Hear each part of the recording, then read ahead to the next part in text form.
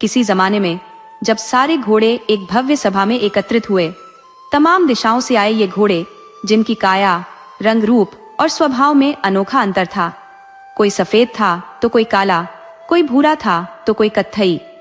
उनमें एक सफेद अरबी घोड़ा सबकी निगाहों का केंद्र था। उसका रुतबा अनोखा था क्योंकि वह घोड़ों का सरदार था। वह गर्व से आगे बढ़ा, ऊंची आवाज में हिनहिनाया और बोला, आप सभी को यहाँ एक विशेष परामर्श हेतु बुलाया गया है।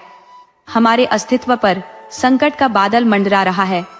अगर हमने जल्द ही कुछ नहीं किया तो हो सकता है कि हमारी पहचान ही लुप्त हो जाए। थोड़ा रुककर उसने फिर कहा, आप सब जानते ही हैं, विज्ञान ने यातायात के नए साधनों का आविष्कार कर लिया है। रेलगाड़ी, कार, बस, स्कूटर, साइकिल, यहाँ तक कि हवाई जहाज। पहले लोग हमारे बिना यात्रा की कल्पना नहीं कर सकते थे, पर अब हम उपेक्षित हो गए हैं। कई घोड़े की नस्लें खत्म हो चुकी हैं। अब समय आ गया है कि हम अपनी प्रतिष्ठा बचाने के लिए कुछ ठोस कदम उठाएं। सभा में गंभीरता छा गई। सभी विचारों में खो गए थे। तभी एक कत्थई घोड़ा बोला, क्यों न हम एक अमर घोड़ा बना ले, ऐसा घोड़ा जो हमारी नस्ल को अमरता प्रदान करेगा। ये प्रस्ताव सबको पसंद आया, पर सभी सोच में थे कि इस अमर घोड़े का निर्माण कैसे होगा। क्या वह भी हमारी तरह घास खाकर ही जीवित रहेगा? एक घोड़े ने सवाल किया। आखिर वह कैसा दिखेगा? सफेद घोड़ा बोला, मैंने इसके बारे में सब कुछ सोच लिया है। अमर घोड़ा नीले रंग का होगा, क्योंकि नीला रंग अनंत आकाश का प्रतीक है। उसके पास 2 पंख होंगे, बिल्कुल परियों के पंखों जैसे सुंदर, चमकीले, रंग बिरंगे पंख। वह उड़कर कहीं भी जा सकेगा। उसकी खुराक केवल नीले फूल होंगे और पीने के लिए उसे नीले समुद्र या गहरी झीलों का पानी मिलेगा। लोग उसे दूर से ही देखेंगे, क्योंकि वह किसी के पास नहीं जाएगा, किसी से बात नहीं करेगा। वह एकाकी रहेगा, बिना किसी साथी के। सभी घोड़े मनोयोग से सुन रहे थे। सफेद घोड़े ने आगे कहा, वह देखो, सामने 2 नीली पहाड़ियां हैं, जिनके बीच एक गहरी नीली झील स्थित है। जो भी घोड़ा सबसे पहले उस झील तक पहुंचेगा, वही अमर घोड़ा बनने के काबिल होगा।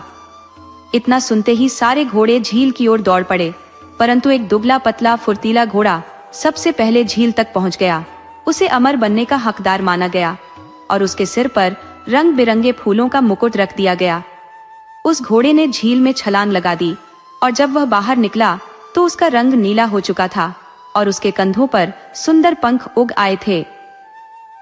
घोड़ों के सरदार ने उसे हिदायत दी, अब तुम अमर घोड़ा हो, जिस पर हमारी आशाएं टिकी है। किसी के पास न रुकना, किसी से बात मत करना। जो दूसरे घोड़े खाते हैं वह मत खाना, नहीं तो तुम भी फिर साधारण घोड़ों की तरह बन जाओगे। अगर तुम पर कोई संकट आए तो 3 बार झील की परिक्रमा करना, फिर आकाश की ओर मुंह करके हिनहिनाना, हम तुम्हारे पास आ जाएंगे। नीले घोड़े ने सहमति में सिर हिलाया और देखते ही देखते ओझल हो गया। वह अब अपनी मर्जी से धरती पर घूमने लगा। कभी फूलों की घाटियों में विश्राम करता तो कभी आकाश में उड़ता। कुछ दिनों तक उसे यह सब नया और रोमांचक लगा, पर धीरे धीरे उसे अकेलापन सताने लगा। वह अकेला था, एकदम अकेला। नीला घोड़ा अब अपने अकेलेपन से जूझ रहा था। उसे किसी से अपनी मन की बात कहने का सहारा नहीं था। धीरे धीरे उसका उदासी का बोझ और भारी होता गया। एक दिन उसकी आंखों में आंसू आ गए। वह सोचने लगा, कैसी ये अमृता जिसमें कोई अपना ही न हो। वह तेजी से दौड़ता हुआ वापस उसी नीली झील के किनारे पहुंचा। 3 बार उसकी परिक्रमा की, फिर आकाश की ओर मुंह करके हिनहिनाया। तभी एक गगनभेदी आवाज हुई, मानो सैकड़ों बिजली एक साथ कड़क उठी हो। चारों ओर घंटों की गूंज सुनाई देने लगी।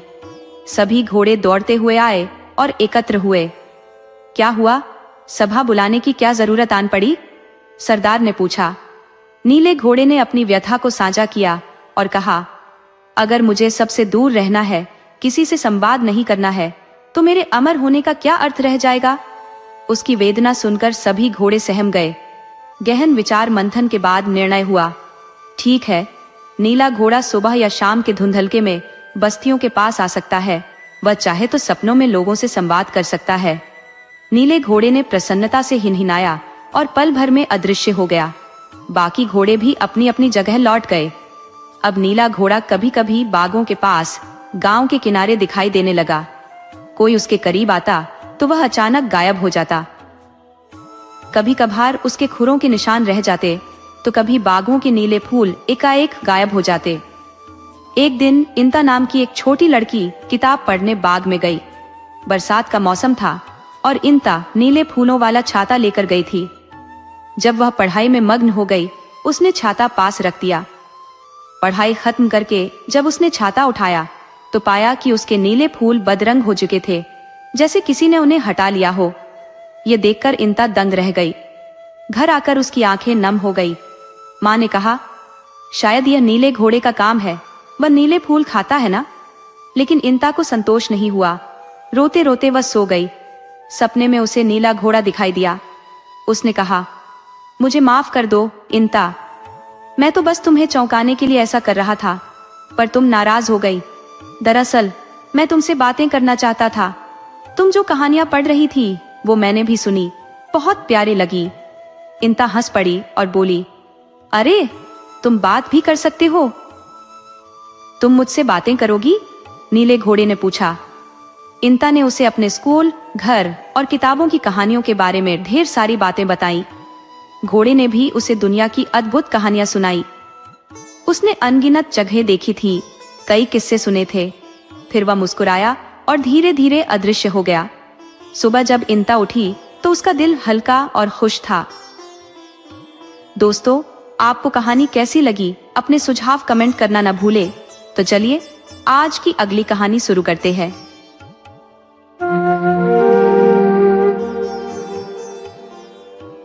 एक धनवान यहूदी की पत्नी ने अपनी संतान को जन्म देते ही अंतिम सांस ली और उस यहूदी को अपनी नवजात बेटी को एक किसान के पास छोड़ना पड़ा।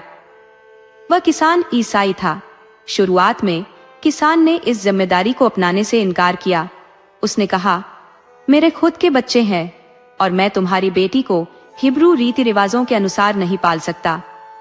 वह हमारे बच्चों के साथ रहेगी और हम तो ईसाई हैं, इसलिए उसके लिए इन तौर तरीकों को अपनाना स्वाभाविक हो जाएगा। शायद यह तुम्हें पसंद ना आए। यहूदी ने उत्तर दिया, कोई बात नहीं, बस तुम मुझ पर इतनी कृपा कर दो कि इसे पाल लो। मैं तुम्हें इसका मुआवजा जरूर दूंगा। यदि मैं इसके 10 साल की उम्र तक इसे लेने नहीं आया तो तुम्हें इसकी परवरिश अपने अनुसार करने का अधिकार है। इसका मतलब होगा कि शायद मैं फिर लौट ना पाऊं और यह बच्ची हमेशा के लिए तुम्हारे पास ही रहेगी। इस प्रकार यहूदी और किसान में यह समझौता हो गया कि 10 साल की उम्र तक यदि वह इसे लेने न आए तो किसान के पास इसे अपने ढंग से पालने की पूरी स्वतंत्रता होगी।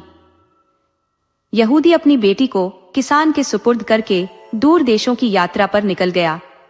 किसान की पत्नी ने उस बच्ची की परवरिश में अपना दिलो जान लगा दिया। बच्ची इतनी प्यारी और सौम्य थी कि किसान को ऐसा लगता जैसे वह उसकी अपनी बेटी हो। वह लड़की बड़ी होने लगी, चलने लगी, अन्य बच्चों के साथ खेलने लगी और जैसे जैसे उसकी उम्र बढ़ती वह छोटे छोटे काम भी करने लगी। लेकिन किसी ने उसे ईसाई धर्म के बारे में कोई जानकारी नहीं दी। बच्ची ने दूसरों को उनकी प्रार्थनाएं करते देखा, लेकिन वह यह नहीं समझ पाई कि वे किस धर्म का पालन करते हैं। 9 साल की उम्र तक वह इन सब बातों से पूर्णतया अनजान रही। जब वह 10 साल की हुई तो किसान और उसकी पत्नी को विश्वास था कि अब वह यहूदी किसी भी दिन उसे लेने आ सकता है।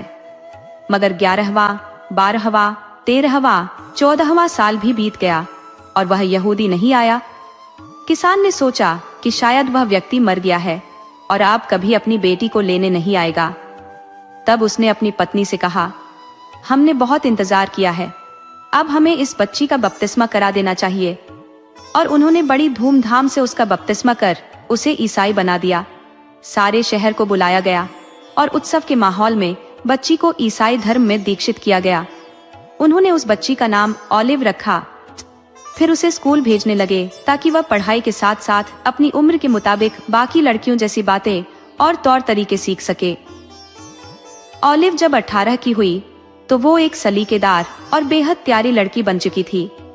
सभी उससे मोहब्बत करने लगे थे। किसान और उसकी पत्नी के दिलों में सुकून था। ऑलिव को बढ़ता देख उन्हें बेशुमार खुशी महसूस होती थी। लेकिन एक दिन उनके दरवाजे पर दस्तक हुई और सामने वही यहूदी खड़ा था। उसने कहा, मैं अपनी बेटी को लेने आया हूं। ये सुनते ही किसान की पत्नी चीख पड़ी, क्या? तुमने खुद कहा था कि अगर तुम 10 साल तक नहीं लौटे तो हमें इस पर पूरा हक होगा और वो हमेशा के लिए हमारे पास रहेगी। अब ये हमारी बेटी है। अब ओलिव 18 साल की है और हमने उसका बैप्टिज्म भी करा दिया है।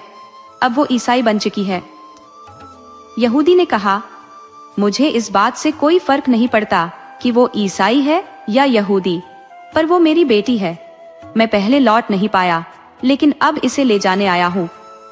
पूरा परिवार एक आवाज में बोला, हम उसे तुम्हारे साथ नहीं भेजेंगे, ये पक्का है। काफी बहस और झगड़े के बाद यहूदी मामला कचहरी ले गया।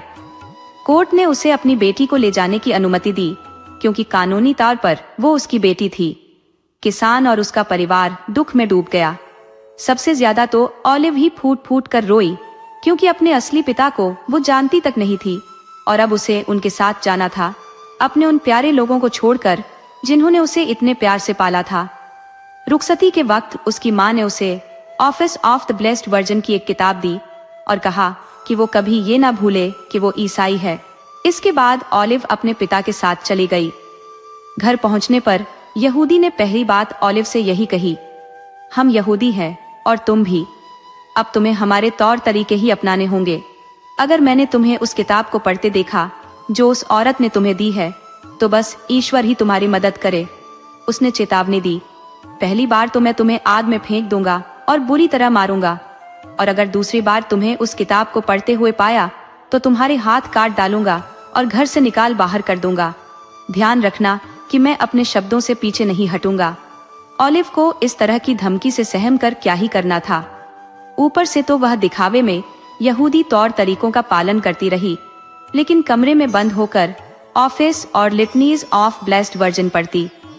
उसकी वफादार नौकरानी उस समय बाहर पहरा देती ताकि उसके पिता उसे इस किताब के साथ न देख ले। मगर उसकी यह सतर्कता एक दिन बेकार हो गई, जब उसके पिता ने उसे अचानक पकड़ लिया। उस वक्त ओलिव घुटनों पर झुकी किताब पढ़ रही थी कि उसके पिता ने देख लिया। उसने गुस्से में किताब छीन ली, आग में फेंक दी और ओलिव को बुरी तरह पीटा। ओलिव ने फिर भी हार नहीं मानी।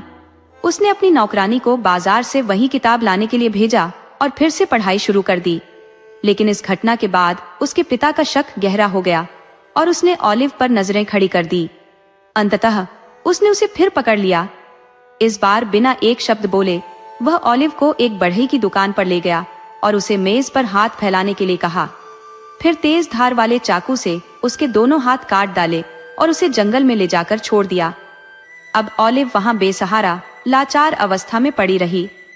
जब उसके पास कुछ भी करने की शक्ति नहीं बची थी, वह किसी तरह उठी और चल दी।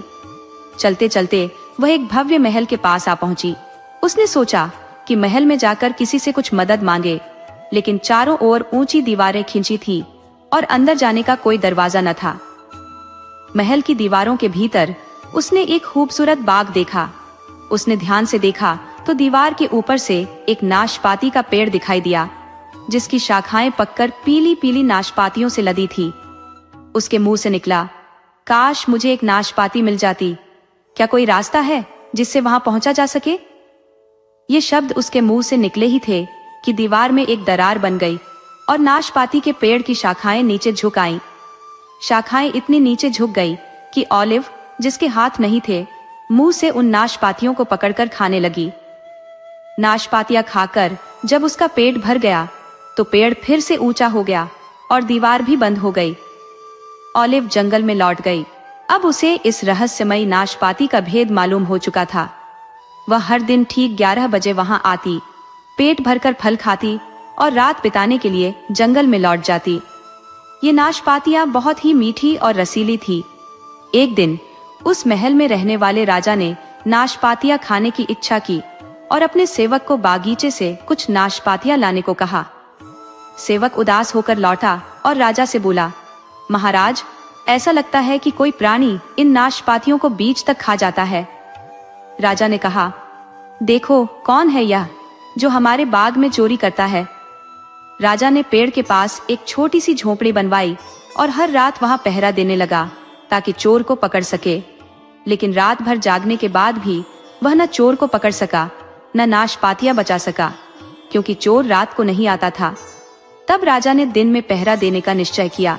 ठीक 11 बजे उसने दीवार को खुलते देखा, पेड़ को झुकते देखा और किसी लड़की को नाशपातियां खाते देखा। ऑलिव ने पहले एक नाशपाती खाई, फिर दूसरी, फिर तीसरी। राजा, जो बंदूक चलाने को तैयार था, ये दृश्य देख हैरान होकर बंदूक नीचे कर दी। वह बस नाशपातियां खाती उस लड़की को देखता रहा। जब ऑलिव ने नाशपातियां खा ली तो वह दीवार के बाहर गायब हो गई और उसके जाते ही दीवार भी फिर से बंद हो गई। राजा ने तुरंत अपने सेवकों को बुलाया और उस लड़की का पीछा करने का आदेश दिया। उसे राजा के पास लाने को कहा। सेवक उसे जंगल में खोजते हुए एक पेड़ के नीचे सोता हुआ पा गए। उन्होंने उसे पकड़कर राजा के सामने प्रस्तुत किया। राजा ने पूछा, तुम कौन हो और यहाँ क्या कर रही हो? मेरी नाशपातियां चुराने की तुम्हारी हिम्मत कैसे हुई? ऑलिव ने अपने दोनों कटे हुए हाथ आगे कर दिए। उन हाथों को देखकर राजा का दिल पसीज गया। उसने कहा, हे भगवान, ऐसा कौन निर्दयी है जिसने तुम्हारे साथ ऐसा किया? फिर ऑलिव ने उसे अपनी दुख भरी कहानी सुनाई। राजा ने उसकी बातें सुनकर कहा, अब मुझे अपनी नाशपातियों की फिक्र नहीं, बल्कि तुम्हारी परवाह है। राजा ने ऑलिव से कहा, चलो, तुम मेरे साथ मेरे महल में रहोगी। मेरी माँ तुम्हें जरूर ही रख लेंगी और तुम्हारी देखभाल भी अच्छे से करेंगी। ऑलिव राजा के साथ महल चली गई और राजा ने उसे अपनी माँ से मिलवाया।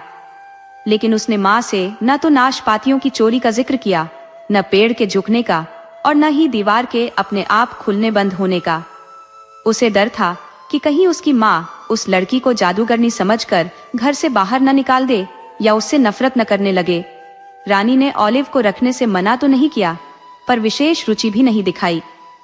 उसे थोड़ा सा खाना देती, वह भी शायद इसलिए कि राजा उस बिना हाथ वाली लड़की की खूबसूरती से आकर्षित था। एक दिन रानी ने सोचा कि बेटे के मन से इस लड़की का ख्याल हटाने का उपाय करना चाहिए। उसने बेटे से कहा, तुम्हें चाहे जितनी भी सुंदर राजकुमारियां मिल सकती हैं, नौकर, घोड़े और धन लो और चारों ओर घूम आओ। यकीन है कि तुम्हें अपनी पसंद की कोई राजकुमारी जरूर मिलेगी।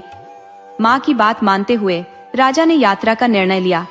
वह कई देशों में घूमता रहा। 6 महीने बाद जब लौट कर आया तो बोला, माँ, दुनिया में राजकुमारियां बहुत है, पर ऑलिव जैसी सरलता और सुंदरता किसी और में नहीं मिली। मैंने तय किया है कि शादी करूंगा तो उसी से करूंगा। माँ हैरान रह गई। क्या? जंगल से लाई गई एक बिना हाथ वाली लड़की से तुम विवाह करोगे? तुम उसके बारे में कुछ जानते भी नहीं। क्या ऐसे अपनी प्रतिष्ठा मिट्टी में मिलाओगे? पर राजा ने माँ की एक न सुनी और ऑलिव से विवाह कर लिया। रानी के लिए एक अनजान लड़की को अपनी बहू मानना असहनीय था। उसने ऑलिव के साथ कठोर व्यवहार शुरू कर दिया, पर इस बात का ख्याल रखा कि राजा के सामने उसका असली चेहरा न दिखे। ऑलिव ने भी कभी राजा से उसकी माँ की शिकायत नहीं की। कुछ समय बाद ऑलिव गर्भवती हुई।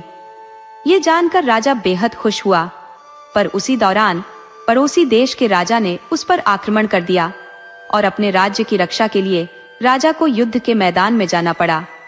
युद्ध पर जाने से पहले राजा ने सोचा कि ऑलिव की देखभाल के लिए अपनी माँ को कहे, लेकिन रानी माँ ने साफ मना करते हुए कहा, मैं इस जिम्मेदारी का बोझ नहीं उठा सकती, क्योंकि मैं तो खुद इस महल को छोड़कर कॉन्वेंट जा रही हूँ।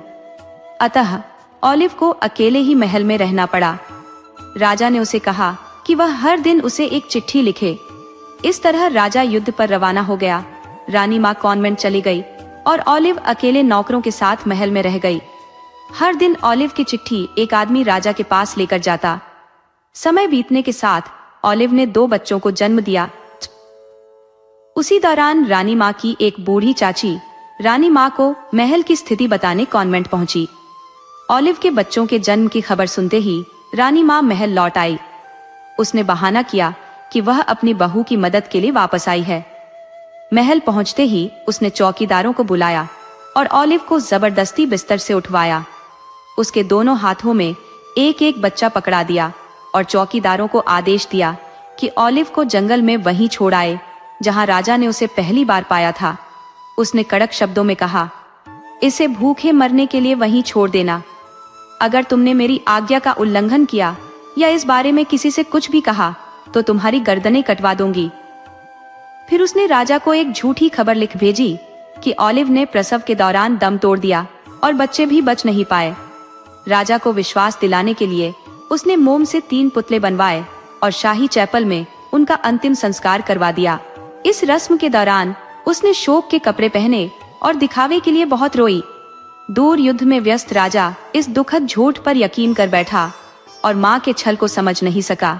अब चलिए ऑलिव की ओर। वह अपने दोनों नन्हे बच्चों के साथ भूखी प्यासी बिना हाथों के जंगल में बेसहारा पड़ी थी।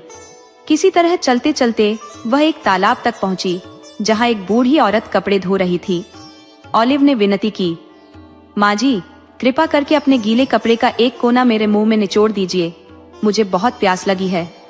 बूढ़ी ने कठोरता से जवाब दिया, नहीं, मैं तुझे पानी नहीं दूंगी, खुद अपना सिर झुका और तालाब से पी ले। ऑलिव ने असहाय स्वर में कहा, पर आप देख नहीं रही है, मेरे हाथ नहीं है और मुझे अपने बच्चों को भी पकड़ कर रखना है। कोई बात नहीं, कोशिश तो करो, बुढ़िया ने कहा। ऑलिव ने घुटनों के बल झुककर पानी की तरफ अपना सिर झुकाया, पर जैसे ही वह पानी पीने लगी उसकी बाहों से दोनों बच्चे फिसलकर तालाब में गिर गए। वह चीख उठी, अरे मेरे बच्चे, कोई मदद करो, मेरे बच्चे डूब रहे हैं। बुढ़िया ने पलटकर भी नहीं देखा, बस ठंडे लहजे में बोली, डरो मत, वे डूबेंगे नहीं, उन्हें बाहर निकाल कर देखो। ऑलिव ने असहाय होकर कहा, मैं कैसे निकालूं, मेरे हाथ ही नहीं है। बुढ़िया ने शांत स्वर में कहा, अपनी बाहों को पानी में डालो। ऑलिव ने अपनी बिना हाथों वाली बाहें पानी में डुबोई तो उसे महसूस हुआ कि उसकी बाहें धीरे धीरे बढ़ रही हैं और अचानक उसके हाथ वापस आ गए। उसने तेजी से अपने बच्चों को पकड़ा और उन्हें सुरक्षित बाहर खींच लिया। बुढ़िया मुस्कुराई, अब तुम अपने रास्ते जा सकती हो, अब तुम्हारे पास अपने काम करने के लिए हाथों की कोई कमी नहीं है, अलविदा। ऑलिव अभी उसके प्रति आभार व्यक्त करने के लिए शब्द ढूंढ ही रही थी कि वह बुढ़िया अचानक गायब हो गई। शरण की तलाश में जंगल में भटकते भटकते ऑलिव एक नए घर के सामने जा पहुंची। दरवाजा खुला था तो वह धीरे से अंदर गई। घर में किसी का नामो निशान नहीं था, पर चूल्हे पर दलिया उबल रहा था और पास ही कुछ और खाने पीने का सामान रखा हुआ था। ऑलिव ने पहले अपने बच्चों को खाना खिलाया, फिर खुद खाया। उसके बाद वह एक कमरे में गई जहां एक आरामदायक बिस्तर और 2 पालने रखे थे। उसने अपने बच्चों को पालनों में सुलाया और खुद बिस्तर पर लेटकर सो गई। कुछ दिनों तक ऑलिव उस घर में रही, किसी से मिले बिना, बिना किसी जरूरत का एहसास किए उसे वहां सब कुछ अपने आप ही मिलता रहा। अब हम राजा के पास लौटते हैं। राजा की लड़ाई खत्म हो चुकी थी। जब वह घर पहुंचा तो पूरे नगर में मातम फैला हुआ था। उसकी माँ ने उसे ऑलिव और बच्चों के चले जाने की झूठी खबर दी और सांत्वना देने की कोशिश की, पर समय के साथ राजा का दुख बढ़ता गया। ऑलिव की कमी उसे बेतहाशा खलने लगी। एक दिन दिल बहलाने के लिए राजा ने शिकार पर जाने का फैसला किया। जंगल में शिकार करते करते अचानक तेज तूफान आ गया। तूफान से बचने की जगह खोजने लगा। तूफान की भयंकरता को देखते हुए उसने मन में सोचा, इस तूफान में बच पाना मुश्किल है। ऑलिव के बिना मेरी जिंदगी में कुछ बचा भी नहीं है। अगर मैं इस तूफान में खत्म हो जाऊं तो भी क्या फर्क पड़ता है। उसी क्षण दूर कहीं धुंधली रोशनी टिमटिमाती दिखी, जैसे किसी ने उसे सहारा देने के लिए मार्ग प्रशस्त किया हो। राजा उस रोशनी की ओर चल पड़ा, दिल में आशा की एक हल्की सी लौ जलाए। अंततः वह एक घर के सामने पहुंचा और दस्तक दी। दरवाजा खोलने वाली कोई और नहीं बल्कि ऑलिव ही थी। राजा ने ऑलिव को पहचान नहीं पाया और ऑलिव भी कुछ नहीं बोली। चुपचाप उसे अंदर ले गई और आग के पास बिठा दिया। फिर ऑलिव और उसके बच्चे उसके साथ खेलते रहे, मानो उसके मन के बोझ को हल्का करने का प्रयास कर रहे हों। राजा बार बार ऑलिव की ओर देखता, सोचता, इस लड़की की शक्ल तो ऑलिव से बेहद मिलती है, मगर इसके हाथ तो बिल्कुल सामान्य है। उसने अपने विचारों को झटका दिया, नहीं, ये मेरी ऑलिव नहीं हो सकती। बच्चे राजा के चारों ओर खेल रहे थे। उनकी मासूमियत को निहारते हुए वह बुदबुदाया, काश मेरे बच्चे जिंदा होते, वे भी ऐसे ही होते। पर अब सब खत्म हो गया। उनकी माँ भी अब इस दुनिया में नहीं रही और मैं यहाँ अकेला हूँ। इस बीच ऑलिव ने राजा के लिए बिस्तर लगाने का बहाना बनाया और बच्चों को पास बुलाकर धीरे से कहा, जब हम सब वापस आग के पास जाए तो मुझसे कहानी सुनाने की जिद करना। अगर मैं मना करूं या डांटूं भी तब भी कहना, ठीक है। बच्चे मुस्कुराए। ठीक है माँ, हम ऐसा ही करेंगे। जब वे सब फिर आग के पास आए तो बच्चे बोल उठे, माँ कोई कहानी सुनाओ ना। ऑलिव ने गंभीरता से कहा, ये कोई समय है कहानी सुनने का? बहुत देर हो चुकी है, हमारे मेहमान भी थके हुए हैं, अब सब सो जाओ। बच्चों ने जिद की, नहीं माँ, कहानी सुनाओ ना। ऑलिव ने झूठ मूठ की सख्ती से कहा, अगर तुम लोग चुप नहीं हुए तो मैं तुम्हें डांट दूंगी। राजा ने मुस्कुराते हुए कहा, अरे ये तो मासूम बच्चे हैं, इतनी प्यारी जिद कर रहे हैं, कहानी सुना ही दो, मैं भी सुन लूंगा, वैसे भी मुझे नींद नहीं आ रही है। ऑलिव धीरे से बैठ गई और कहानी सुनानी शुरू की। राजा उसकी हर बात में डूबने लगा। जैसे जैसे कहानी आगे बढ़ती गई वह और भी गंभीरता से सुनने लगा और बार बार पूछता, फिर क्या हुआ, आगे क्या हुआ? क्योंकि ये कहानी तो उसकी ऑलिव की भी थी, मगर वह इतने भावुक और उत्साहित होने की हिम्मत नहीं कर पा रहा था कि खुद से कहे, क्या ये मेरी ऑलिव हो सकती है? कहानी का वह हिस्सा अब भी बाकी था जिसमें ऑलिव के हाथ चमत्कारिक रूप से ठीक हो गए थे। दोस्तों, आपको कहानी कैसी लगी अपने सुझाव कमेंट करना न भूले। तो चलिए आज की अगली कहानी शुरू करते हैं।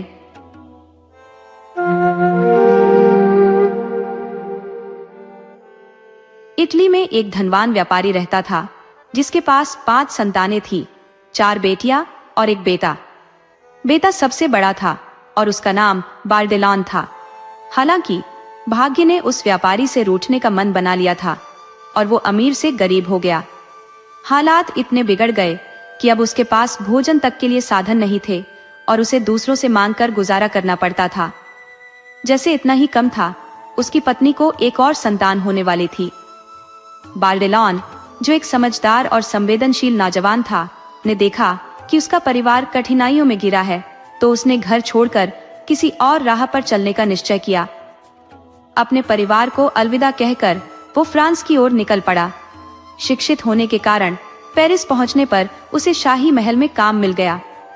अपने मेहनत और ईमानदारी से वो वहां कैप्टन बन गया। घर में उसकी मां ने उसके पिता से कहा, अब बच्चा आने वाला है और हमारे पास तो उसकी जरूरतों के लिए कुछ भी नहीं है, क्यों न अपनी आखिरी बची हुई चीज, खाने की मेज, बेच दे ताकि कुछ आवश्यक सामान ले सके। कुछ पुराने सामान खरीदने वाले लोग आए और उन्होंने खाने की मेज को बेच दिया। इस तरह वे अपनी आने वाली संतान के लिए कुछ जरूरी चीजें खरीद पाए। फिर समय आया और उनके घर में एक अत्यंत सुंदर बेटी ने जन्म लिया। उसे देखकर माता पिता की आंखों में खुशी के आंसू आ गए। उनके मुंह से निकला, ओह हमारी प्यारी बेटी, तुम्हारा स्वागत है। हमें दुख है कि तुम्हारा जन्म हमारे इस कठिन समय में हुआ। उन्होंने उसे प्यार से पिपीना नाम दिया। वो बेटी धीरे धीरे बड़ी होने लगी। जब वह 15 महीने की हुई तो अपने आप चलने लगी। अपने माता पिता के सोने के पास पड़े भूसे में खेला करती थी। एक दिन खेलते खेलते उसने अचानक चिल्लाकर कहा, माँ देखो। उसकी माँ ने देखा तो वो हाथ में सोने के सिक्के लिए खड़ी थी। माँ ने पहले तो अपनी आंखों पर विश्वास नहीं किया, फिर जल्दी से सिक्के लेकर अपनी जेब में रख लिए। उसने बच्ची की देखभाल के लिए आया को बुलाया और बच्ची को उसके पास छोड़कर बाजार चल पड़ी। बाजार से उसने खूब सारी चीजें खरीदी और दोपहर तक स्वादिष्ट भोजन तैयार कर लिया। दोपहर को सभी ने भरपेट भोजन किया। पिता ने प्यार से पिपीना की पीठ थपथपाते हुए पूछा, पिपीना बताओ ये चमकदार सिक्के तुम्हें कहाँ से मिले? पिपीना ने भूसे में एक छेद की तरफ इशारा किया और मासूमियत से बोली, यहाँ पिताजी, यहाँ तो सिक्कों से भरा पूरा बर्तन रखा है, आपको बस उसमें हाथ डालकर सिक्के निकालने हैं। और इस प्रकार वह परिवार दोबारा धन धान्य से संपन्न हो गया और पहले की तरह सुखमय जीवन जीने लगा। जब पिपीना 4 साल की हुई तो उसके पिता ने अपनी पत्नी से कहा, अब हमारे पास काफी धन है, क्यों ना हम पिपीना पर एक जादू करवा लें जिससे उसका जीवन और भी खुशनुमा हो जाए। उन दिनों माता पिता अपने बच्चों पर जादू करवाने के लिए मॉन्ट्रियल के रास्ते में स्थित 4 जादुई बहनों के पास जाते थे।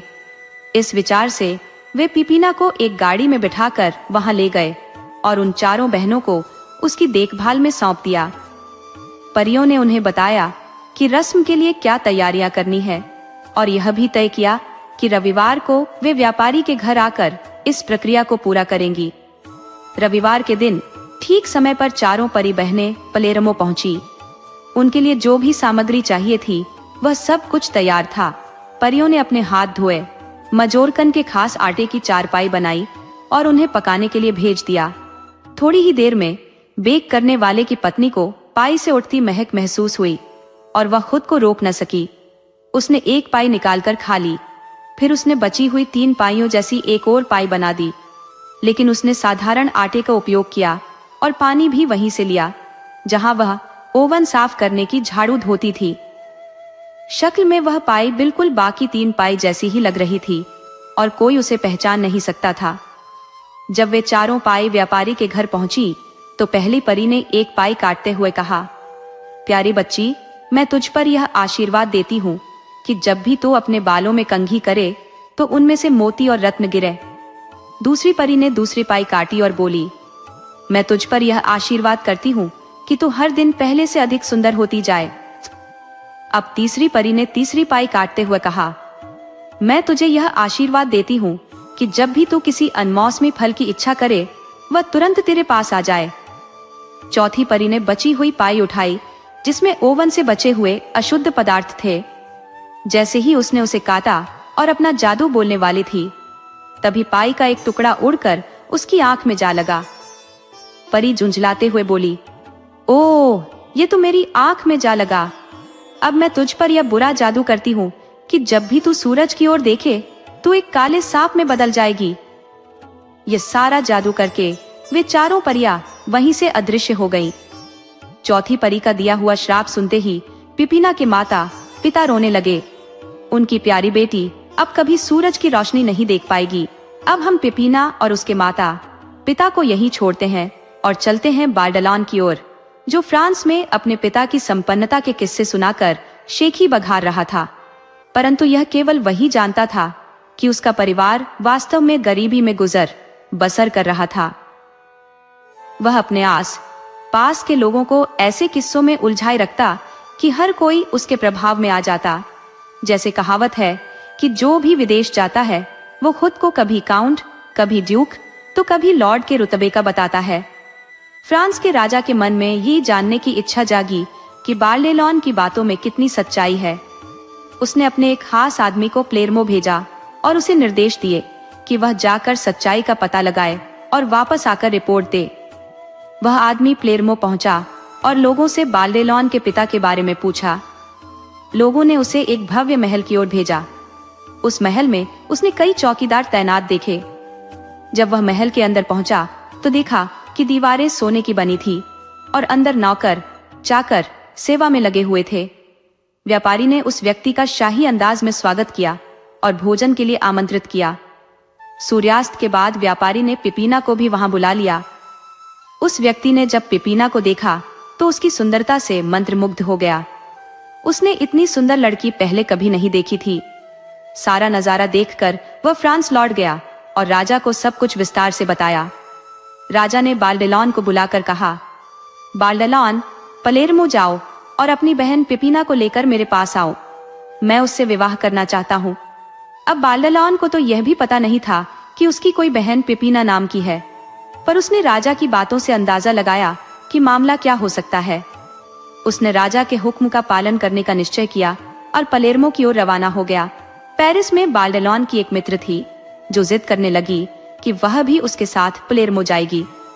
जब बाल्डेलॉन उस लड़की को लेकर पलेरमो पहुंचा तो उसने देखा कि उसका परिवार अब धन धान्य से परिपूर्ण है। उसका परिवार उसे देखकर बहुत खुश हुआ और सबने मिलकर पुरानी यादों को ताजा किया। बाल्डेलॉन अपनी नई बहन से मिला और अपने माता पिता को बताया कि फ्रांस का राजा उससे विवाह करना चाहता है। ये सुनते ही परिवार में खुशी की लहर दौड़ गई। लेकिन जैसे ही पेरिस से आई उसकी मित्र ने पिपीना को देखा, उसके मन में जलन के अंकुर फूटने लगे। पिपीना की सुंदरता और भविष्य की रानी बनने की संभावना देखकर उसने मन ही मन योजना बनाई कि कैसे वह स्वयं इस स्थान पर काबिज हो सके। कुछ ही दिनों में बार्डेलोन को फ्रांस के लिए वापसी यात्रा पर निकलना था। विदाई के समय सबने एक दूसरे को अलविदा कहा और बार्डेलोन ने पिपीना को लेकर फ्रांस का रुख किया। फ्रांस पहुंचने के लिए समुद्र के मार्ग से यात्रा करनी होती थी, उसके बाद जमीन से। बार्डेलोन ने अपनी बहन को जहाज में एक बंद केबिन में रखा ताकि सूर्य की कोई भी किरण उस पर न पड़े। उसकी वह मित्र भी उसके साथ यात्रा में थी। जब भी जहाज किसी बंदरगाह पर रुकता, बार्डेलोन पिपीना और अपने मित्र को एक बड़ी सी बंद पालकी में बिठाकर बाहर निकालता ताकि पिपीना सूर्य से सुरक्षित रहे। जैसे जैसे पेरिस करीब आता गया, बार्डेलोन के मित्र का मन क्रोध और असुरक्षा से भरने लगा। उसे भय था कि फ्रांस पहुंचने के बाद पिपीना रानी बन जाएगी, जबकि उसका खुद का जीवन महज एक कप्तान की पत्नी बनकर सीमित रह जाएगा। उसने सोचा, कुछ भी करना है तो रास्ते में ही करना होगा। उसने चालाकी से पिपीना से कहा, पिपीना, यहाँ बहुत गर्मी है, क्यों ना थोड़ा पर्दा खोल दे? पिपीना ने सावधानी से जवाब दिया, नहीं बहन, ऐसा करने से मुझे खतरा हो सकता है, कृपया पर्दा न खोले। थोड़ी देर बाद मित्र ने फिर बेताबी दिखाते हुए कहा, मुझे तो वाकई बहुत गर्मी लग रही है। इस पर पिपीना ने हल्की नाराजगी में जवाब दिया, तुम्हें कोई गर्मी नहीं लग रही, चुप रहो। फिर वह बड़बड़ाई, मुझे तो दम घुटता हुआ महसूस हो रहा है। पिपीना ने दृढ़ता से कहा, तुम जानती हो कि मैं पर्दा नहीं खोल सकती। सच में? इतना कहकर उसने एक छोटा सा चाकू निकाला और चालाकी से पालकी की चमड़े की छत में छेद कर दिया। सूरज की पहली किरण जैसे ही अंदर आई, पिपीना तुरंत एक काले सांप में बदल गई और तेजी से सड़क पर रेंगते हुए राजा के बगीचे की झाड़ियों में जाकर छिप गई। बार्डेलोन ने जब पालकी को खाली देखा तो उसकी आंखों से आंसू बहने लगे। उसने गहरी हताशा में कहा, मेरी प्यारी बहन, अब मैं राजा को क्या जवाब दूंगा जो उसकी प्रतीक्षा में बैठे हैं। मित्र ने उसकी ओर देखते हुए कहा, चिंता मत करो, राजा से कह देना कि मैं ही तुम्हारी बहन हूं और सब कुछ ठीक हो जाएगा। आखिरकार बार्डेलोन को यही करना पड़ा। राजा ने जैसे ही इस लड़की को देखा, उसने भौहें चढ़ा ली और कहा, क्या यही है वह अद्वितीय सुंदरता जिसकी चर्चा दूर दूर तक थी? खैर, राजा का वचन तो वचन होता है, मुझे विवाह तो करना ही होगा। राजा ने उससे विवाह कर लिया और दोनों साथ रहने लगे। उधर बार्डेलोन के दिल में बेचैनी बसी थी। एक ओर उसे अपनी बहन की याद सताती थी, तो दूसरी ओर उसे ठगने वाली ने राजा से विवाह कर लिया था, जिससे वह आहत था। नई रानी भली भांति जानती थी कि बार्डेलोन उसे धोखा देने और बहन की कमी का हिसाब अवश्य चुकाएगा। अब वह मन ही मन किसी उपाय की तलाश में थी जिससे बार्डेलोन को रास्ते से हटाया जा सके। एक दिन उसने राजा से कहा कि उसकी तबीयत ठीक नहीं है और उसे अंजीर खाने की इच्छा हो रही है। अंजीर का मौसम नहीं था, सो राजा ने कहा, इस समय अंजीर कैसे मिलेंगे? रानी ने जवाब दिया, मुझे तो अंजीर चाहिए, बार्डेलोन को कहो, वही ला देगा। राजा ने बार्डेलोन को बुलाया और कहा, बार्डेलोन, रानी के लिए कुछ अंजीर ले आओ। अंजीर? और इस समय? बार्डेलोन ने संकोच से कहा। राजा ने सख्ती से कहा, मुझे इससे फर्क नहीं पड़ता कि मौसम है या नहीं। जब मैंने कहा है तो अंजीर चाहिए, नहीं तो तुम्हारी गर्दन कटेगी। बार्डेलोन निराश मन और झुकी हुई नजरों के साथ बाग की ओर चला गया और वहां जाकर दुख में डूबकर रोने लगा। उसी समय एक फूलों की क्यारी में से एक काला सांप निकलकर उसके पास आया और पूछा, क्यों रोते हो भैया? बार्डेलोन ने चौंक कर कहा, अरे बहन, तुम इस रूप में? पिपीना ने अपनी कहानी बताई कि कैसे उसकी साथी ने उसे धोखा देकर पालकी की छत में छेद किया, जिससे वह सांप बनकर इधर एन उधर भटक रही थी। बार्डेलोन ने अपनी परेशानी बताई, बहन, अब मैं भी बड़ी मुसीबत में फंस गया हूँ। राजा ने मुझे अंजीर लाने का हुक्म दिया है। पिपीना मुस्कुराई और बोली, ये कोई मुश्किल बात नहीं है, मेरे पास ऐसी शक्ति है जिससे मैं बिना मौसम के फल भी ला सकती हूँ। तुमने कहा अंजीर चाहिए, ये लो। कुछ ही पलों में वहां अंजीरों की एक सुंदर टोकरी प्रकट हो गई। बार्डेलोन टोकरी लेकर खुशी खुशी राजा के पास दौड़ गया। रानी ने सभी अंजीर खा लिए, पर उसे यह सोचकर खेद हुआ कि उसने बार्डेलोन को जहर नहीं दे दिया। 3 दिन बाद रानी को खूबानी खाने की तलब हुई तो उसने फिर बाल्डेलॉन से कहा कि वह उसके लिए खूबानी लेकर आए। बाल्डेलॉन ने फिर से बेमौसम की खूबानी रानी के लिए जुटाई। रानी की अगली चाहत थी चेरी खाने की और पिपीना ने अपने भाई के हाथों उसे चेरी भी भिजवा दी। इसके बाद रानी ने नाशपाती की फरमाइश की। यहाँ यह बताना तो भूल ही गए कि पिपीना के पास परियों का जादू केवल अंजीर, खूबानी और चेरी तक सीमित था। नाशपाती के लिए उसका जादू नहीं चल पाया। अब जब बाल्डेलॉन नाशपाती नहीं ला सका तो उसे मौत की सजा सुनाई गई। मरने से पहले जब उसकी आखिरी ख्वाहिश पूछी गई तो बाल्डेलॉन ने बस इतनी दरख्वास्त की कि उसका शव शाही बागीचे में दफनाया जाए। राजा ने उसकी ये इच्छा मान ली। बाल्डेलॉन को फांसी दे दी गई और उसकी आखिरी ख्वाहिश के मुताबिक उसे शाही बागीचे में दफना दिया गया। रानी ने चैन की सांस ली। एक रात शाही माली की पत्नी की नींद खुली तो उसने बागीचे से आती हुई एक धीमी आवाज सुनी, बाल्डेलॉन, ओ बाल्डेलॉन, तुम यहाँ अंधेरे में सोए हुए हो और वो जो तुम्हारी किस्मत लिखने वाली है किसी और के साथ रानी की तरह खेल रही है। इस आवाज को सुनकर माली की पत्नी ने अपने पति को जगाया। दोनों चुपचाप उठकर बागीचे की ओर गए और उन्होंने देखा कि एक काला साया कैप्टन की कब्र से धीरे धीरे दूर जा रहा है। अगले दिन सुबह माली जब राजा के लिए फूलों का गुलदस्ता बनाने बागीचे में पहुंचा तो उसने देखा कि फूलों के बीच में बेशकीमती मोती और जवाहरात बिखरे हुए हैं। उसने वे मोती और जवाहरात उठाए और राजा के पास ले गया, जिसे देख राजा हक्का बक्का रह गया। अगली रात माली ने अपनी बंदूक उठा ली और बागीचे में पहरा देने लगा। आधी रात के समय फिर वही साया कैप्टन की कब्र के पास मंडराने लगा और वही गीत गुनगुनाने लगा, बाल्डेलॉन, ओ बाल्डेलॉन, तुम यहाँ अंधेरे में सोए हुए हो और वो जो तुम्हारी किस्मत लिखने वाली है किसी और के साथ रानी की तरह खेल रही है। माली ने बंदूक साधी और निशाना साधते ही चलाने वाला था कि उस साये ने कहा, अपनी बंदूक नीचे रख दो, मैं भी तुम्हारी तरह बैपेडाइज्ड और कंफर्म्ड हूँ, पास आओ और मुझे ध्यान से देखो। जैसे ही साये ने अपने चेहरे से पर्दा हटाया, माली ने देखा कि वह एक बेमिसाल सुंदर लड़की थी। फिर उस लड़की ने अपने लहराते बालों को खोला और उसके एक बाल से मोती और जवाहरात की बारिश सी होने लगी। वह लड़की फिर बोली, जो कुछ तुमने अभी यहाँ देखा है उसे राजा को जाकर बताना और कहना कि वह मुझसे मिलने के लिए यहाँ आए। मैं कल रात यहीं उसका इंतजार करूंगी। इतना कहकर वह सांप में परिवर्तित हो गई और धीरे धीरे ओझल हो गई। अगली रात जैसे ही उस लड़की ने बमुश्किल कुछ शब्द कहे ही होंगे, बाल्डेलॉन, ओ मेरे प्यारे भाई, तभी राजा वहां पहुंच गया। उस लड़की ने अपना नकाब उठाया और राजा को अपनी चमत्कारिक कहानी सुनाई, जिससे राजा हक्का बक्का रह गया। राजा ने पूछा, बताओ, मैं इस श्राप से तुम्हें कैसे मुक्त कर सकता हूँ? लड़की ने कहा, इसके लिए तुम्हें कल सुबह एक हवा से भी तेज दौड़ने वाला घोड़ा लेना होगा और उस पर सवार होकर जोरदन नदी की ओर निकलना होगा। नदी के किनारे पहुंचते ही उतर जाना। वहां तुम 4 परियां नहाते हुए देखोगे। उनमें से एक के बालों में हरा रिबन होगा, दूसरे के बालों में लाल, तीसरी के बालों में नीला और चौथी के बालों में सफेद रिबन होगा। तुम उनके कपड़े उठा लेना और उनके मांगने पर भी उन्हें वापस मत करना।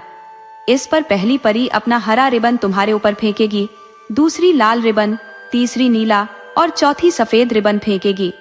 जब चौथी परी तुम्हारे ऊपर अपना सफेद रिबन और कुछ बाल फेंके, तभी उनके कपड़े लौटाना। उन बालों को यहाँ लाना और उनसे मुझे सहला देना, तभी इस श्राप का अंत होगा। राजा ने आगे कुछ और सुनना जरूरी नहीं समझा। अगले दिन तड़के ही उसने अपना सबसे तेज दौड़ने वाला घोड़ा लिया और राज्य को पार कर जोरदन नदी की ओर निकल पड़ा। लगातार 30 दिन और 30 रात सफर के बाद राजा आखिरकार जोरदन नदी के किनारे पहुंचा, जहां उसे 4 परियां नहाती हुई मिल गई। उसने वैसा ही किया जैसा बाल्डेलॉन की बहन ने बताया था। राजा ने नहाती हुई परियों के कपड़े उठा लिए और उनके आग्रह के बावजूद कपड़े नहीं लौटाए। इससे खिन्न होकर परियों ने अपने अपने रिबन राजा पर फेंकने शुरू कर दिए।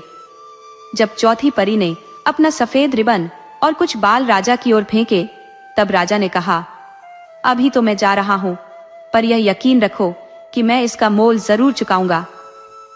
अपने राज्य में लौटकर राजा तुरंत बागीचे की ओर भागा और उस सांप को पुकारा। उसके आते ही राजा ने सांप को उन बालों से सहलाया।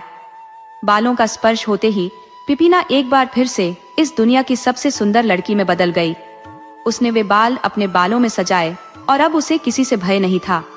राजा ने माली को बुलाया और कहा, अब तुम एक काम करो, एक बड़ा जहाज तैयार करो और बाल्डेलॉन की बहन को रात के अंधेरे में उसमें बिठाकर आसपास कहीं निकल जाओ। फिर कुछ दिनों बाद उस जहाज पर किसी और देश का झंडा लगाकर उसे बंदरगाह पर लेकर आना, बाकी का मैं देख लूंगा। माली ने राजा का यह योजना ठीक वैसे ही अमल में लाया। 3 दिन बाद उसने अपने जहाज पर अंग्रेजी झंडा लगाया और उसे बंदरगाह पर लाया। राजा ने अपने महल से समुद्र की ओर देखा और जैसे ही उसने देखा कि एक विदेशी जहाज बंदरगाह पर रुका है, उसने रानी से कहा, ये कौन सा जहाज है? देखो तो सही, शायद मेरा कोई खास मेहमान आया हो, चलो उससे मिलते हैं। रानी, जो हमेशा स्वयं को दिखाने के लिए आतुर रहती थी, पलक झपकते तैयार हो गई। वहां पहुंचकर वह जहाज पर चढ़ी तो उसने पिपीना को देखा। रानी के मन में ख्याल आया, मुझे तो याद है कि बार्डेलॉन की बहन तो सांप बन गई थी, फिर यह यहाँ कैसे? यही सोचते हुए वह और राजा उस नवागंतुक के साथ उसकी सुंदरता की प्रशंसा करते हुए जहाज से नीचे उतरे। राजा ने रानी से पूछा, बताओ, ऐसी सुंदर कन्या को कोई नुकसान पहुंचाए तो उसे क्या सजा मिलनी चाहिए? रानी ने कहा, कौन इतना नीच होगा जो ऐसी लड़की को कष्ट पहुंचाएगा? राजा ने पुनः कहा, मान लो कोई ऐसा करे भी तो उसका हश्र क्या होना चाहिए? रानी बोली, उसे इस खिड़की से नीचे फेंक देना चाहिए और फिर उसे जीवित ही आग में झोंक देना चाहिए। राजा ने तुरंत कहा, तुमने बिल्कुल सही कहा, यही करने का हमारा इरादा है। ये लड़की बार्डेलॉन की बहन है जिससे मेरी शादी होने वाली थी और तुम इस पर जलती थी। तुम इसके साथ आई और इसे सांप बनने पर मजबूर कर दिया ताकि उसकी जगह ले सको।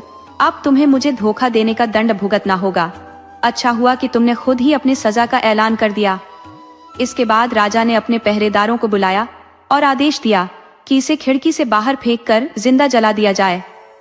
राजा का हुक्म मिलते ही पहरेदारों ने तुरंत वही किया। उस झूठी को महल के पास ही खिड़की से फेंककर जिंदा आग में झोंक दिया गया। इसके बाद राजा ने निर्दोष बार्डेलॉन को फांसी देने का अपना फैसला वापस लेते हुए उसकी बहन से माफी मांगी। पिपीना ने कहा, जो हुआ उसे भूल जाओ, अब ये देखना है कि बाग में क्या किया जा सकता है। फिर दोनों बाग में गए और बार्डेलॉन की कब्र का पत्थर उठाया। कब्र में उसका शरीर अब तक उसी अवस्था में था। पिपीना ने एक छोटे से ब्रश से उसके गले पर थोड़ा सा मरहम लगाया। मरहम लगते ही बार्डेलॉन ने धीरे धीरे सांस लेना शुरू किया। फिर वह हल्का कुओना सा हिला और कुछ देर बाद उसने अपनी आंखें मलते हुए जैसे गहरी नींद से जाग उठा और फिर वह खड़ा हो गया। सभी ने एक दूसरे को गले लगाया और राजा ने महल में उत्सव मनाने का आदेश दिया। पिपीना और राजा का विवाह बड़े धूमधाम से संपन्न हुआ, जिसमें दोनों के माता पिता को भी आमंत्रित किया गया। दोस्तों, आपको कहानी कैसी लगी? अपने सुझाव कमेंट करना न भूले। तो चलिए आज की अगली कहानी शुरू करते हैं।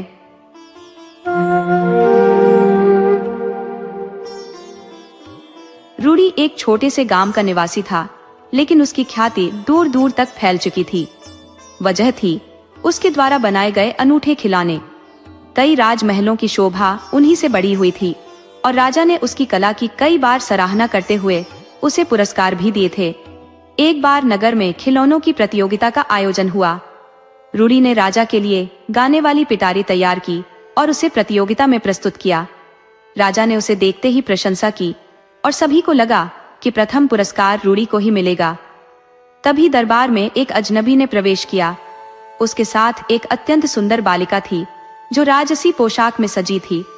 उस व्यक्ति ने राजा से विनती की, महाराज, मेरा नाम मलकान है और मैं भी खिलौने बनाने का काम करता हूँ। कृपया मेरे बनाए खिलौने को देख लीजिए, फिर पुरस्कार का निर्णय कीजिए।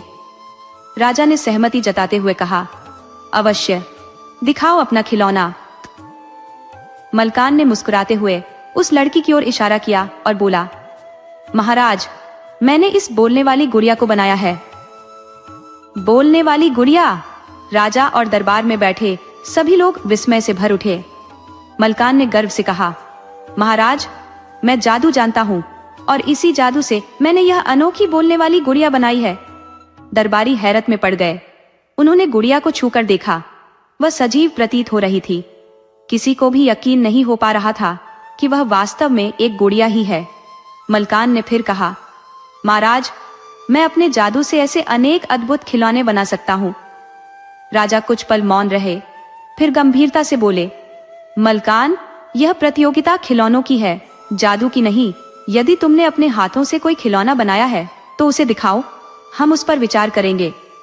मलकान ने नाराजगी से मुंह बिचकाया और बोला, जब मैं जादू से सब कुछ कर सकता हूँ तो साधारण खिलौने बनाने का क्या तुक है। ये कहकर वह अपनी गुड़िया को लेकर दरबार से चला गया। जाते जाते जहां जहां वह गुड़िया पैर रखती, वहां काले निशान और धुआं उठने लगता। राजा ने रूड़ी के खिलौने को प्रथम पुरस्कार से सम्मानित किया। प्रतियोगिता संपन्न हो गई, लेकिन दरबार में एक अनकही आशंका तैर रही थी कि मलकान किसी न किसी प्रकार की साजिश जरूर रचेगा। और वही हुआ। मलकान ने रूड़ी को सबक सिखाने की ठान ली। उसने रूड़ी के गांव के पास काफी भूमि खरीदी, जहां एक ऊंची पहाड़ी थी। उस पहाड़ी के अंदर उसने एक गुप्त जादुई महल का निर्माण किया।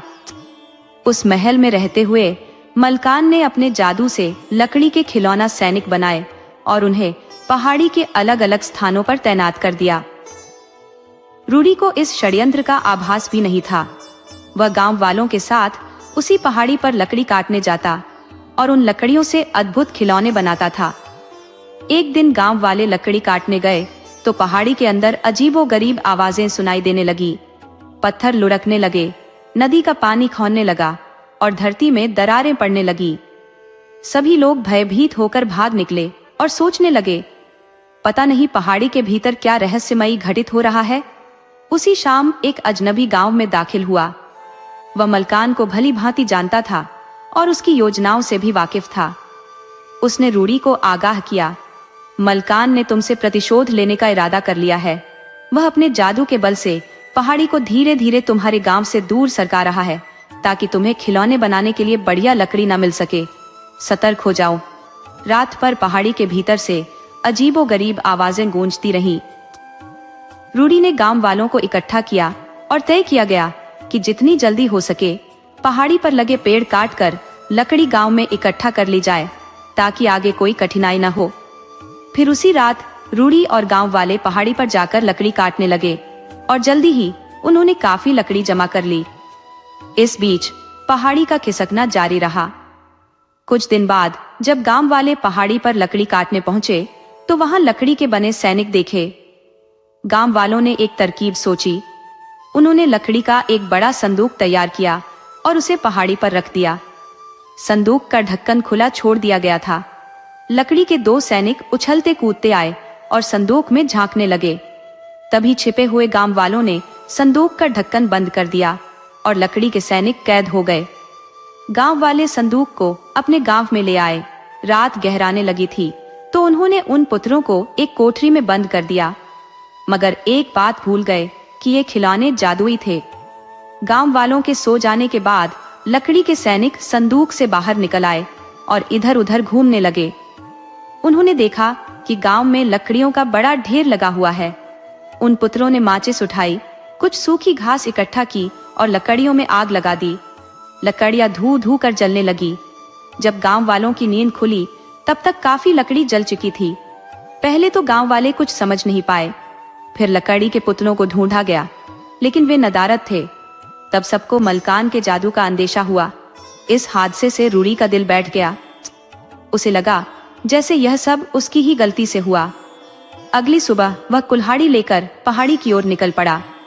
अब तक मलकान ने पहाड़ी को गांव से काफी दूर खिसका दिया था और जमीन में जगह जगह दरारें नजर आने लगी थी। ठीक उसी समय मलकान अपने जादुई महल में बैठा था और दोनों पुतले उसे अपनी शरारत का किस्सा सुना रहे थे। मलकान ने अपने जादू से ये भांप लिया कि रूड़ी अकेला पहाड़ी पर आया है। उसने अपने हाथ का इशारा किया, जिससे पहाड़ी में एक गहरी दरार पड़ गई और रूड़ी उसमें फिसलकर गिर पड़ा। जब रूड़ी वापस नहीं लौटा तो गांव वालों ने उसे ढूंढना शुरू किया, पर उसकी खोज कैसे होती? मलकान के बनवाए हुए लकड़ी के पुत्रों ने उसे पकड़ लिया था और एक अंधेरी गुफा में कैद कर दिया था।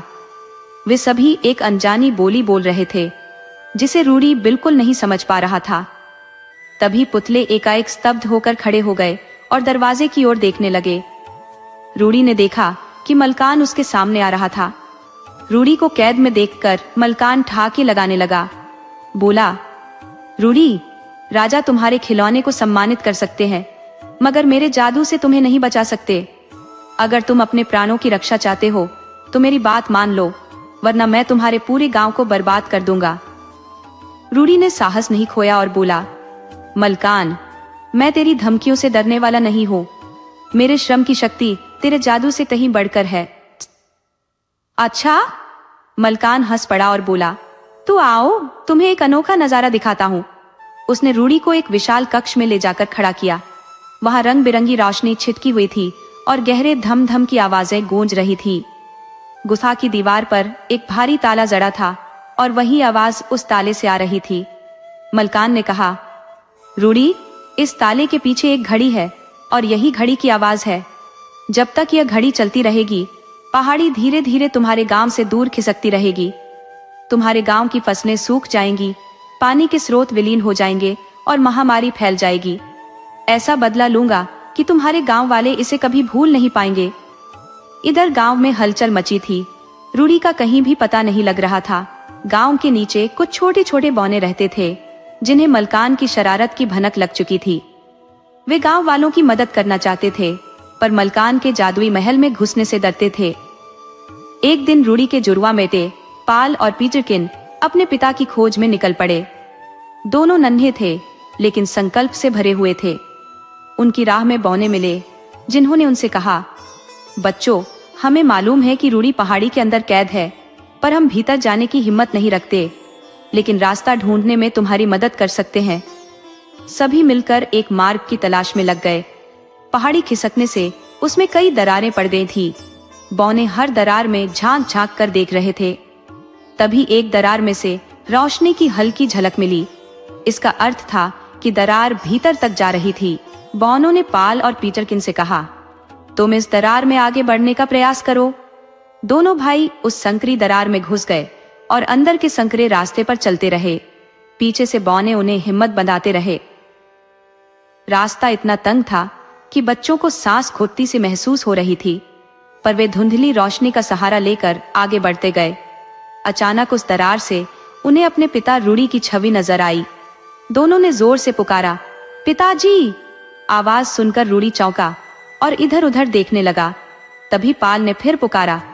अब रूडी समझ गया कि आवाज कहां से आ रही थी। उसने दरार से झांकते हुए दो चेहरों को देखा और अपने बेटों को पहचान लिया। रूडी की आंखें भर आईं। किसी तरह अपने आप को संभालते हुए उसने बच्चों से पूछा कि वे यहाँ तक कैसे पहुंचे। पाल और पीटरकिन ने अपने पिता को सब कुछ विस्तार से बताया और समझाया कि कैसे गांव के लोग उनके बिना बेचैन थे। बच्चों को पास पाकर रूडी की खुशी का ठिकाना नहीं था, लेकिन वह दुखी भी था, क्योंकि वह उन्हें देख तो सकता था पर छू नहीं सकता था। वे इतने करीब होकर भी उससे दूर थे। बच्चों ने धम धम की आवाज के बारे में पूछा तो रूडी ने बताया, यह आवाज तभी रुकेगी जब इसे रोका जाएगा, नहीं तो सब तबाह हो जाएगा। यह एक घड़ी की ध्वनि है जो एक ताले में बंद है, लेकिन ताले की चाबी मलकान ने नष्ट कर दी है। मैं उस ताले की चाबी फिर से बनाने की कोशिश करूंगा। तुम दोनों माँ के पास जाओ और उनसे थोड़ा सा सोना लेकर आओ। उस ताले को खोलने के लिए सोने की चाबी की जरूरत होगी। रूडी ने उन्हें सब कुछ समझा दिया। पाल और पीटरकिन गांव लौट आए, जहां बौनों ने उन्हें विश्वास दिलाया, तुम निश्चिंत होकर जाओ, हम इस रास्ते पर नजर बनाए रखेंगे। जब भी आओगे हमें यहीं पाओगे। जैसे ही बच्चे गांव पहुंचे, रूडी के बारे में पूरे गांव को पता चल गया कि वह मलकान के जादुई कैद में बंद है। जादुई ताले को खोलने के लिए सोने की व्यवस्था शुरू हुई। अब सभी को यकीन हो चला था कि रूडी मलकान के चंगुल से आजाद हो सकेगा। पाल और पीटरकिन ने उसी दरार के रास्ते से अपने पिता को सोना पहुंचाया। उसी वक्त मलकान वहां आ धमका और दरार पर एक पत्थर गिरा, जिससे बच्चों की आवाजें सुनाई देने लगी। मलकान ने दोनों को देख लिया और झटपट उन्हें पकड़ लिया। जब बच्चे शाम तक नहीं लौटे तो गांव वाले परेशान हो उठे। उन्हें आभास हो गया कि पाल और पीटरकिन किसी मुसीबत में फंस गए हैं। मलकान ने रूडी को उस कक्ष में बंद कर दिया जहां विशाल ताला और घड़ी की आवाज गूंज रही थी। वह समझ रहा था कि इससे रूडी डर जाएगा, मगर यह रूडी के लिए मौका बन गया। वह ताले को देख देख कर सोने की चाबी बनाने में जुट गया। चूंकि मलकान का जादू सोने पर असर नहीं डालता था, इसलिए उसे पता नहीं चला कि रूडी क्या कर रहा था। रूडी को पता था कि अगर समय रहते ताला नहीं खुला तो गांव पूरी तरह बर्बाद हो जाएगा। उसके बच्चे मलकान की कैद में थे, ये सोच उसके मन को बेचैन किए रहता था। फिर भी वह चाबी बनाने में निरंतर लगा रहा, क्योंकि यही उसकी आखिरी उम्मीद थी। अब पहाड़ी पहले से अधिक कांपने लगी थी। कई रातों की मेहनत के बाद आखिरकार रूडी ने सोने की चाबी तैयार कर ली। वह कक्ष में अकेला था और सामने ताला पड़ा था। उधर घड़ी की तेज आवाज गूंज रही थी। रूडी ने सतर्कता से चारों ओर देखा और चाबी को ताले में डाल दिया। पर जैसे ही उसने चाबी घुमानी चाही, मलकान वहां पहुंच गया। मलकान ने ताले में सोने की चाबी देखकर गुस्से से आगा बूला हो उठा। उसने अपना जादुई डंडा उठाकर रूडी के शरीर से छुआ दिया। जादू के प्रभाव से रूडी का शरीर पत्थर सा ठोस हो गया। वह सब देख और सुन सकता था, लेकिन चाहकर भी अपने हाथ पैर हिला नहीं पा रहा था। रूडी की यह हालत देखकर मलकान ठहाके लगाने लगा। उसने ताले से चाबी निकालने की कोशिश की, लेकिन चाबी ताले में फंस गई थी। उसने पूरी ताकत से कोशिश की तो चाबी ताले में घूम गई और ताला खुल गया। अचानक घड़ी की आवाज और तेज हो गई। यह देखकर मलकान चिल्ला उठा। ताला खुलते ही मलकान का जादू टूट गया। रूडी की ताकत लौट आई। उसने झट से मलकान को धक्का दिया, जिससे वह दूर जा गिरा। रूडी ने फुर्ती से घड़ी को दूर फेंक दिया और उसकी आवाज रुक गई। पहाड़ी का खिसकना भी थम गया। मलकान के जादुई पुतले टूटकर बिखर गए और मलकान का शरीर भीतर से जलने लगा। वह हड़बड़ाकर भाग खड़ा हुआ और फिर उसे किसी ने नहीं देखा। रूडी, पाल और पीटरकिन के साथ सुरक्षित गांव लौट आया। अब पहाड़ी शांत थी और उसकी दरारें भी भर गई थी। गांव की मुरझाई फसलें हरी भरी हो गई और सूखे कुएं और तालाब पानी से लबालब भर गए। सब कुछ फिर से सामान्य हो गया। उस दिन गांव में बरसों बाद खुशी की लहर दौड़ गई। उन्होंने विजय प्राप्त कर ली थी। दोस्तों, आपको कहानी कैसी लगी? अपने सुझाव कमेंट करना न भूले। तो चलिए आज की अगली कहानी शुरू करते हैं।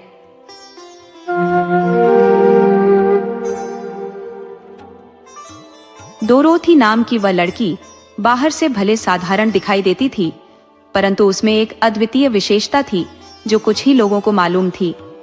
डोरोथी परी रानी ऊजमा की निकट मित्र थी, जो ऊज की रहस्यमयी रानी थी। डोरोथी ने कई बार इस रहस्यमय परिदेश की यात्रा की थी और न जाने कितनी बार ऊजमा ने अपने जादू से उसे गंभीर संकटों से बचाया था। परिदेश में ऊजमा के पास एक ऐसा चित्र था जिसमें किसी भी स्थान का दृश्य प्रकट हो सकता था। ऊजमा ने एक बार डोरोथी से कहा था, जब भी तुम किसी परेशानी में हो, मुझे स्मरण करना। मैं अपनी तस्वीर में तुम्हें देख लूंगी और तुम्हारी सहायता के लिए तत्पर आ जाऊंगी। उस रात डोरोथी अपने चाचा से मिलने के लिए यात्रा कर रही थी। वह स्टेशन पहुंची, जहां जैब नाम का एक लड़का घोड़ा गाड़ी लिए प्रतीक्षारत था। वे दोनों बातचीत करते हुए घोड़ा गाड़ी में आगे बढ़े। अचानक एक तीव्र गड़गड़ाहट हुई, धरती फट पड़ी और एक भयानक भूकंप के चलते घोड़ा गाड़ी गहरी खाई में गिर गई। भय से डोरोथी की चीख निकल गई। चारों ओर घना अंधकार फैला हुआ था और वे लोग धीरे धीरे धरती की गहराइयों में समाते जा रहे थे। जब उनके पैर भूमि पर टिके तो डोरोथी ने देखा कि वहां चारों ओर रंग बिरंगी रोशनी का फैलाव था। एक ओर विभिन्न रंगों के गोले चमक रहे थे और सामने एक बस्ती दिखाई दे रही थी। उस बस्ती के सारे मकान कांच के बने थे, जिनके भीतर की हर वस्तु स्पष्ट दिख रही थी। कुछ मकानों की छतें टूटी हुई थी। डोरोथी को अचरज हुआ जब उसने देखा कि वहां के लोग हवा में तैरते हुए चलते थे। तभी उसका घोड़ा इंसानों की भाषा में बोलने लगा और यह देख डोरोथी का विस्मय बढ़ गया। कुछ ही देर में वहां कुछ लोग आए। एक व्यक्ति के माथे पर चमकता हुआ तारे का निशान था, जो वहां का राजा था। उसने डोरोथी से कहा, तो तुम ही लोग हो जिन्होंने हमारे मंगाबू नगर पर पत्थरों की बौछार की है। डोरोथी ने उत्तर दिया, संभवतः यह भूकंप के कारण हुआ है। हम धरती की दरार के कारण नीचे गिरे हैं। राजा ने गंभीरता से कहा, तुम्हें हमारे तांत्रिक के पास जाना होगा। यदि उसने तुम्हारी बात मान ली तो ठीक, अन्यथा तुम्हें कठोर दंड दिया जाएगा। उसी समय ऊपर से एक और व्यक्ति नीचे गिरा। वह ऊज का जादूगर था, डोरोथी का मित्र। उसे देखकर डोरोथी की हिम्मत बंधी और जादूगर भी उसे देखकर प्रसन्न हुआ। सभी को एक विशाल महल में ले जाया गया, जहां फर्श पर आग की लपटें उठ रही थी। जैसे ही सभी आए, उन लपटों के बीच से तांत्रिक प्रकट हुआ। उसकी आकृति अत्यंत विचित्र थी। उसके पूरे शरीर पर कांटे उगे हुए थे। उसे देखकर डोरोथी ठहाके मारकर हंसी। उसका मित्र जादूगर भी हंस पड़ा। यह देख मंगाबू का तांत्रिक क्रोधित हो गया और बोला, मैं तुम्हारे इंसानों को जानता हूँ। यदि तुम सांस नहीं लोगे तो मर जाओगे। मैं अपने जादू से तुम सबकी सांसें बंद कर दूंगा। और सच में डोरोथी को दम घुटने का एहसास होने लगा। यह देखकर ऊज के जादूगर ने अपनी तलवार निकाली और तांत्रिक को समाप्त कर दिया। आश्चर्य की बात यह थी कि तांत्रिक के शरीर से खून का एक भी कतरा नहीं निकला, क्योंकि वह इंसान नहीं था। मंगाबू के लोग पेड़ों पर फल फूल की भांति उगते थे। जब कोई मरता तो उसे धरती में गाड़ दिया जाता और कुछ दिनों बाद वह फिर से उग आता। कुछ मंगाबू वासी तांत्रिक के मृत शरीर को उद्यान में ले गए। डोरोथी, जादूगर और जैब भी उनके साथ हो लिए। वहां हर पौधे पर छोटे छोटे बच्चे फलों की तरह उगे हुए थे। इसके बाद मंगाबू के निवासियों ने डोरोथी, जैब और जादूगर को घेर लिया और धमकी दी, हम तुम्हें ऐसी गहरी खाई में फेंक देंगे कि तुम कभी वापस नहीं आ पाओगे। फिर उन्हें एक अंधेरी गुफा में बंद कर दिया, जहां एक खाई और भी गहराई में थी। कुछ समय तक वे तीनों मौन खड़े रहे। फिर जादूगर ने अपनी जादुई लालटेन जलाई, जिसकी रोशनी में एक संकरा रास्ता नजर आया। ये रास्ता कहाँ जाता है, इसका अनुमान किसी को नहीं था। वे घंटों तक उस पथ पर चलते रहे। अंततः गुफा से बाहर आ गए और एक गहरी घाटी में पहुंच गए। चलते चलते अचानक डोरोथी ने पक्षियों की चहचहाहट सुनी। उसने इधर उधर देखा, लेकिन कोई चिड़िया दिखाई नहीं दी। आश्चर्य में डूबी वे आगे बढ़ते रहे। इसी बीच डोरोथी की बिल्ली ने एक पेड़ पर उगे फल को खा लिया और वो अदृश्य हो गई। बहुचक्की डोरोथी और उसके साथी एक घर में घुसे। तभी आवाज आई, आपका स्वागत है। डोरोथी ने पूछा, तुम कौन हो, सामने क्यों नहीं आते? जवाब मिला, ये एक दुखद कहानी है। इस घाटी का नाम वो है। कुछ समय पहले यहाँ खूंखार भालुओं ने हमला किया था और कई निवासियों की जान ले ली थी। फिर उन्होंने यहाँ के फलों को खा लिया और अदृश्य हो गए। उनसे बचने के लिए हम लोगों ने भी वही फल खा लिए। इसी वजह से अब आप हमें देख नहीं सकते। डोरोथी ने कहा, लगता है मेरी बिल्ली ने भी वही फल खा लिया है। हमें यहाँ से जल्दी निकल जाना चाहिए। ये जगह सुरक्षित नहीं है। अदृश्य स्वर ने सलाह दी, घर के बाहर एक पौधा है जिसके तिकोने पत्तों का रस अपने तलवों पर मल लीजिए। इससे आप पानी पर चल सकेंगे। भालू पानी पर नहीं चल पाते हैं, इससे आपकी रक्षा हो सकेगी। डोरोथी, जैब और जादूगर ने उसी के अनुसार किया और घाटी से बाहर निकलने का मार्ग पकड़ लिया। तभी अचानक पीछे से भालुओं की गर्जना सुनाई दी। वे तुरंत नदी में कूद पड़े और सुरक्षित रूप से दूसरी ओर पहुंच गए। आगे एक और पहाड़ को पार कर वे गुरगल नामक लकड़ी के मानवों के देश में जा पहुंचे।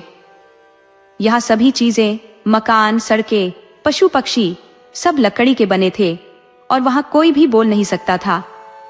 लकड़ी के पुतले आपस में इशारों से संवाद करते थे। वहां पहुंचते ही एक नई मुसीबत ने उनका सामना किया। लकड़ी मानवों ने उन्हें घेर लिया। जैब ने अपनी पिस्तौल निकालकर गोलियां चलानी शुरू की, लेकिन लकड़ी पर गोलियों का असर कहाँ होता। गोलियां धंस गईं, पर कोई चोट नहीं पहुंची। अंततः लकड़ी मानवों ने उन्हें पकड़ लिया और एक विशाल भवन में कैद कर दिया। अब क्या करेंगे? डोरोथी ने चिंता से पूछा। जैब खिड़की से बाहर गहरी नजर से देख रहा था। उसने कहा, लगता है लकड़ी मानवों के विश्राम का समय हो गया है। वे अपने पंख उतारकर एक जगह रख रहे हैं। यदि हम किसी तरह उन पंखों को चुरा सके तो शायद बच निकलने का रास्ता मिल जाए। जैब ने जल्दी से कैद से निकलने की जुगत लगाई। लकड़ी की दीवारों के कारण वह आसानी से बाहर आ गया। उसने फुर्ती से कुछ पंख उठा लिए, जबकि लकड़ी मानव गहरी नींद में सो रहे थे। डोरोथी, जादूगर और जैब ने पंख अपने हाथों पर बांध लिए और उड़ान भरने लगे। तभी लकड़ी मानवों को उनके भागने का पता चला और उन्होंने पीछा करना शुरू कर दिया, लेकिन डोरोथी और उसके साथी उड़कर सुरक्षित निकल आए। थोड़ी दूरी पर पहुंचकर उन्हें एक लंबी सीढ़ी दिखाई दी जो ऊपर आसमान तक जाती थी। जैब ने अनुमान लगाया, शायद इस सीढ़ी से चढ़कर हम धरती तक पहुंच सकते हैं। वे सभी सीढ़ियां चढ़ने लगे, लेकिन सीढ़ी एक बंद गुफा में जाकर समाप्त हो गई। गुफा के भीतर विशाल अजगर कुंडली मारे बैठे थे, जो उन्हें देखते ही फुफकारने लगे। अब क्या होगा डोरोथी? यहाँ से निकलने का कोई उपाय नहीं है। इतनी मेहनत के बाद अब हमें अजगरों का ग्रास बनना पड़ेगा, जैब ने निराश होकर कहा।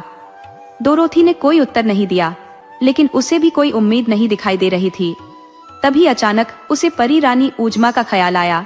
डोरोथी ने मन ही मन ऊजमा को पुकारा। उसी क्षण ऊज के परिलोक की बड़ी तस्वीर में अजगरों के बीच कैद डोरोथी, जैब, ऊज का जादूगर और घोड़ा गाड़ी की छवि प्रकट हो गई। ऊजमा मुस्कुराई। उसने हाथ से संकेत किया और उसी पल डोरोथी और उसके साथी अजगरों के बीच से सुरक्षित ऊज के परिलोक में पहुंच गए। ऊजमा ने अपनी सखी को देखकर प्रसन्नता से भर उठी। कुछ दिनों तक डोरोथी और उसके साथी वहीं रहे। फिर एक दिन डोरोथी ने ऊजमा से कहा, मुझे अब जाना होगा, मेरे चाचा जी मेरी प्रतीक्षा कर रहे होंगे। ऊजमा ने हाथ घुमाया और तस्वीर में डोरोथी के चाचा चाची की उदास छवि उभर आई। उनकी आंखों में आंसू थे। ऊजमा ने कहा, सखी, अब तुम्हें जाना चाहिए, लेकिन हमारी मुलाकात फिर होगी। ऊजमा ने डोरोथी और जैब से आंखें बंद करने को कहा। अगली ही पल जब डोरोथी ने आंखें खोली तो वह घोड़ा गाड़ी में बैठी चाचा जी के घर के बाहर थी। उसे सुरक्षित लौटने की खुशी थी, लेकिन ऊजमा से बिछड़ने का दुख भी दिल में था। हाँ, ऊज का जादूगर वहीं परिलोक में रह गया था। एक और बात जो बदल गई थी, धरती पर लौटने के बाद घोड़ा इंसानों की तरह बोलना भूल गया था।